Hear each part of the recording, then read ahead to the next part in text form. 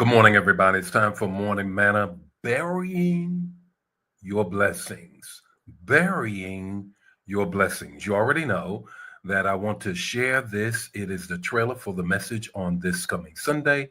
A little bit about last Sunday. We're putting all of this together. It's all about Kingdom Econ, God's blueprint for our finances in turbulent times. And how many of you know that we're living in turbulent times? Now, if you haven't recognized it, you already know I'm traveling. I am on my way back to the STL because I got a word for this Sunday, and you do not want to miss it.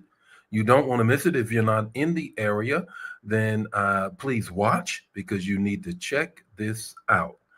It's burying your blessings. It's burying your blessings. Last week we dealt with the widow. This week we're going to deal with the investments of burying your blessings. The text to talk, the takeaway, 5 minutes or less. Here we go. Let's do it. Now, so I was afraid and went out and hid your gold in the ground. See, here is what belongs to you. Matthew 25:25. You know this so well. Let me give it to you again for the very first time from a whole different perspective. Let's share context before we get into the text. Fear will have you playing it safe when faith is calling you to step out, to be outside, to do it. Now, in the parable of the talents, the master entrusted the servants with an inordinate amount of money. The resources was more than they would have ever known. We're going to share even more. They received five, even more about this on Sunday. They mean 5, 3, and 1. Now, the last one could have doubled their investments, but the last man decided, I'm going to bury my blessings. Why? Why? Let's get a little bit further into this. This week is diving deeper into Kingdom Econ, God's blueprint for my finances in turbulent times. And how many of you know we are in some turbulent times, unstable, everything's shifting around almost daily. So how do we deal with this? We should shift our focus from the widow's mite, who was faithful in her giving, and now let's move our focus to the talents, faithful in investing.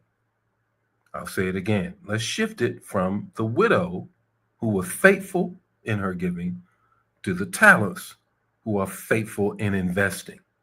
The kingdom of God is not about maintaining, it's about multiplying. Come on here. Let me share even more. God doesn't bless us just to hold on to what we have, but to make it grow, to make it grow. So let's be clear. The issue wasn't the amount given, but the mindset of the management. The mindset of the management. The one talent servant saw scarcity where God provided an opportunity. 3 things I want you to grab from this. 3 things. The first is this: faith demands movement. Faith without works is dead. In other words, I cannot have faith and remain where I am. Neither is that the case with what we have. In other words, sitting on what God has given you is not stewardship, it's stagnation. And that's from your time, your talent, and your treasure. Here's the second thing. The second thing is this: God funds expansion, not excuses. Put it in the chat area.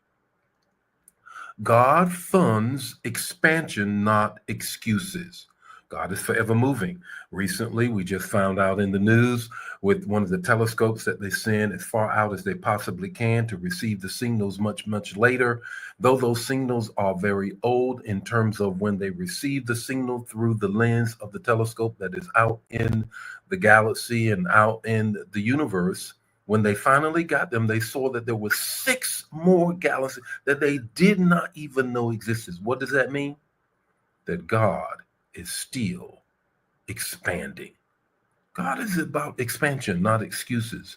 The master wasn't upset about the amount that was given, but the unwillingness to engage with it. Kingdom wealth is built on trust and work. Here's the third thing I want you to grab. Fear blocks increase. Fear will block the increase every time. The one talent servant buried his blessing because he feared failure. He feared failure. I don't struggle with fearing failure. I don't like failure. I don't want to be a failure, and I don't want to fail. But I much rather do that than have regret. Let me say that again. I much rather try and miss than never have tried at all. Because if I have never tried at all, I have already answered whether I will succeed. What's your takeaway this morning? Your takeaway is this: don't just sit on what God has given you, no matter how large or small it is. Invest it, build it, grow it, have faith in it, and bury your fear, not your blessings, whatever that might be. So let's move into Sunday, and I'm going to share with you this whole parable of the talents from a whole different perspective. It's really about multiplication and moving, not remaining stagnant. And we're going to talk about how you can build wealth. Share this. If it bless you, bless somebody else. Don't keep it to yourself. I will be back in the STL, ready to go on my way back. I'll see you Sunday if you're in the area with a fresh word, and Monday with more morning manna.